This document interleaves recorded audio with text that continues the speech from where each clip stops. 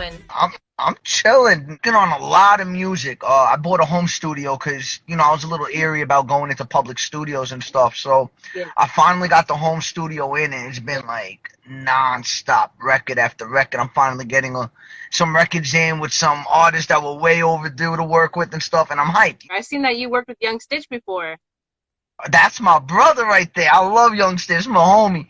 Yeah, honestly, me being from New York, I was on a tour with my man Kripel from Doom Squad. Actually, shout out to Doom Squad. It's the fams too. And we were on tour. That's when I met up with Stitch. And Stitch has treated me like fam since day one. So him, Lunchroom Poets, his whole crew, Kenzo. Shout out to all of them. They're good peoples. Yeah, they're great people. He was dope to talk to, and I love seeing the team that he works with. Everybody seems hella humble, hella chill. I love that. I love those good vibes, man. Yeah, oh, 100%. Be on the lookout. We got something coming. What inspired you to start creating music? Um, I like anything that's creative. It's weird, but I've always had a passion for music since a younger kid. Listening to my parents' music, I had a wide frame because like my parents, they listened to a lot of diversity. So I was listening to like 70s R&B, Motown. I was listening to like Michael Jackson, disco, like then my father liked like Ozzy Osbourne, Led Zeppelin. So I grew up with all these different genres, and then my older cousin had like he's 10 years older than me, so I looked up to him growing up, and he was a big hip hop fan. And being from Queens, I was born in Queens at the time. A lot of these artists lived like when I mean blocks, like not far from where we were. So I remember going down Steinway and seeing artists like Nas walking down Steinway. I remember seeing Mobb Deep walking down Steinway. But at the time, you got to realize, like, them, it was just when their careers were blowing up. So this is the early 90s. I was only like 4 or 5 years old. Like, I didn't realize then how big these guys were going to be in the culture and how much I was going to love the culture. But, like, my cousin was teaching me, like, oh, these are the guys you hear in the car. So ever since then, I just got into it. I loved hip hop. I started every element. I've produced music. I was a b-boy all through high school. I used to break. You know No what I mean? way. Yeah, we used to do a little graffiti. Like, I love hip hop, so like it's not just about rapping for me and MCing. I love every element. I respect every element. It's just writing and rapping, that's what caught me. So like the other ones I kind of stopped doing, and the writing is what I took as like more than a hobby. Like I took serious, but yeah, hip hop is, I could say it literally raised me. Like I love it. That's what's up. That's what I like to hear. I super loved hip hop growing up as well, and to hear you saying that you've seen these people, man, just walk on the street. That's amazing, dude. That's quite Yeah. amazing. Oh, it was crazy. I mean, back then I didn't realize like how cool it was, but like now it's like, oh damn! Like they used to shoot video shoots like all over Queens, and I remember like walking and having like certain streets cut off for certain video shoots, but I didn't realize at the time like who it was or whatever. But Shutting it as I down. got older, yeah, you put the pieces together and it's like holy shit. That's cool. That's hella cool. Man, I wish I could have seen some of the people that I looked up to growing up, and for you, that's probably something that's kept the dream alive. And you know what I mean? Like keep going, keep Yeah. going. Oh, I loved it. What like really got me was when I started getting to do shows with them. Like once that started, that was like like I remember like my first real like not like a good show, but I'm talking like an over 1,000 capacity show. It was with Mobb Deep's 20th anniversary tour, and No we were way. in Manhattan. Yeah, it was sick. We were in Manhattan. It was Mobb Deep. It was just when Prodigy just got out of jail. I remember Joe Budden was the co-headliner. So like I'm seeing, and then and I was right before Budden on that show. So like it was crazy experience, and like that was the day that was like changed everything. Like that's the day where I was like, yo, I want to do this. That is dope. Oh man, that's an inspiring story. How long have you been creating music? I've been writing for about I want to say 10 years, I want to say almost, but taking it serious and stuff, I've been going strong for about 8 years, almost 10. But the thing is, like, I've always freestyled, like, so I don't know how to like answer that question because I was that 16-year-old kid freestyling in the back of I like feel you, nah. parties or like buildings, you know what I mean? But like as like someone that understood what I was doing and took it serious, I'd say I've been taking it serious for about 8 to 10 years now. Wow.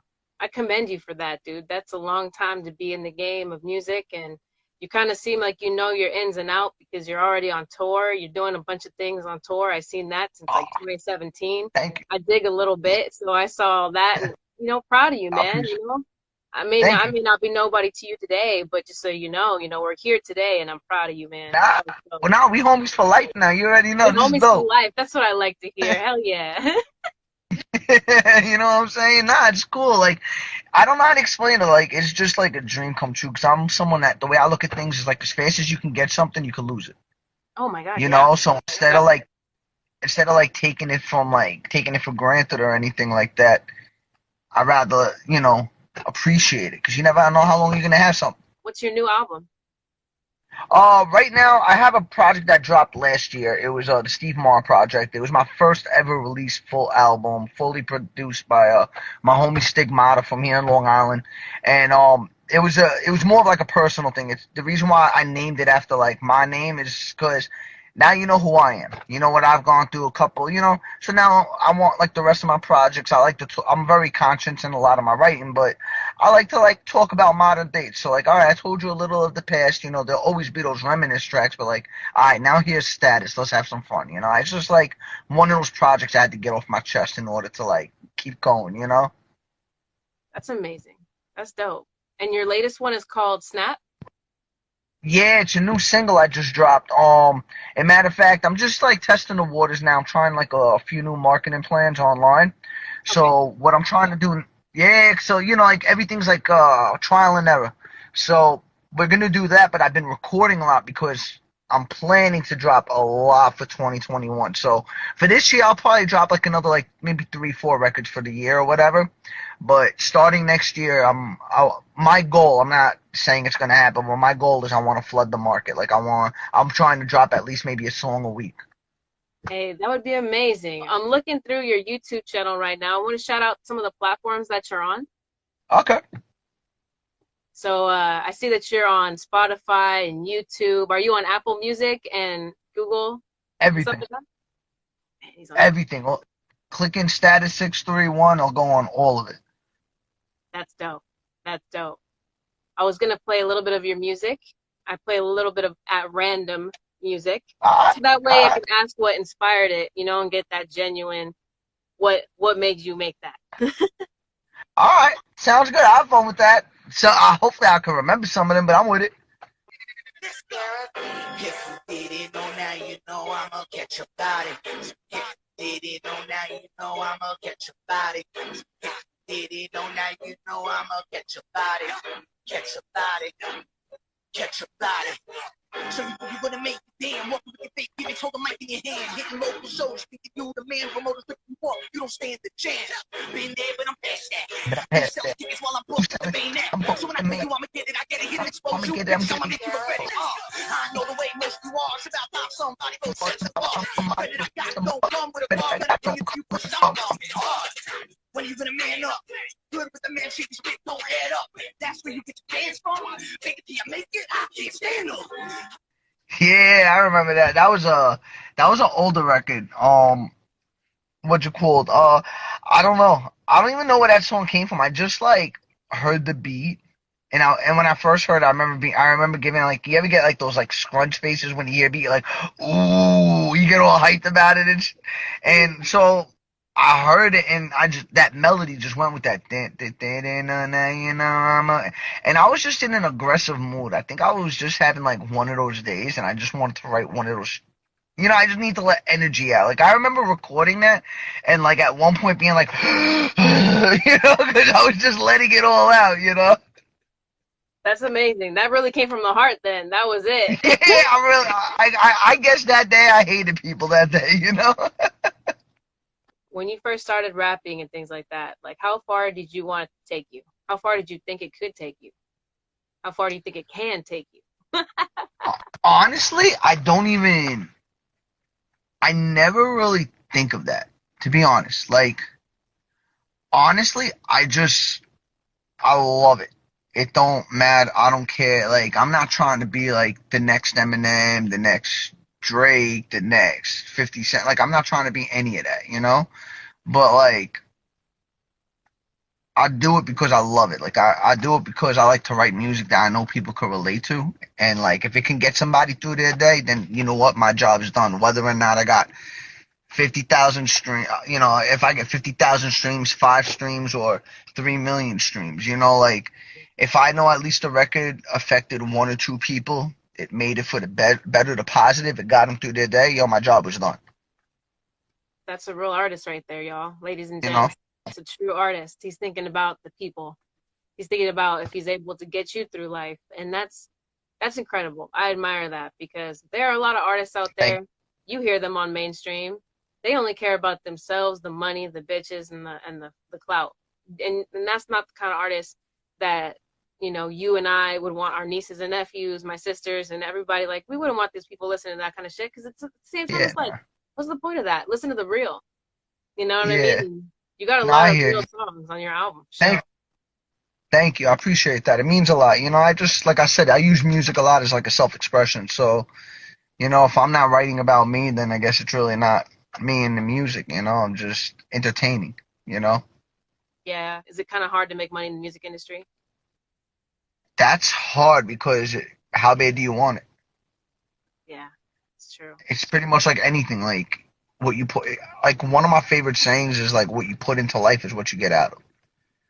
You know, so if I'm only gonna put 3 hours a day into something that I supposedly love, and what the hell's 3 hours a day? You know, it's gonna take forever to get to where I'm at. But if I have like 10 hours where I know free time and all my free time goes to something I'm trying to build and I'm sacrificed to get to something else, like, you know, instead of going out, I'm going to save that money so I could buy a piece of equipment for the studio, like stuff like that. It's like, how bad do you want it? You know? And you must really want it. You went out and got a home studio. That's lit. Yeah, well, I was losing my mind. I was locked in my house and I couldn't go to my studio is like my Zen place, is where I meditate, you know? I couldn't meditate, so yeah, I was going crazy. These smoke sessions are my meditation, man. We're right now, you don't know it, but we're in the circle. Even though Oh, I don't got people around us, we're in the circle. oh, facts, no, 100%. I got you, and it's dope because like you know, I'm chilling.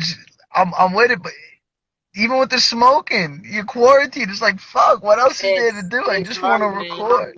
It's hard. When I go out to New York, I'll make sure that we get an in-person interview with you because Facts. for I'm with it. sure, for sure, man, you are one of the top artists on the charts for me as well.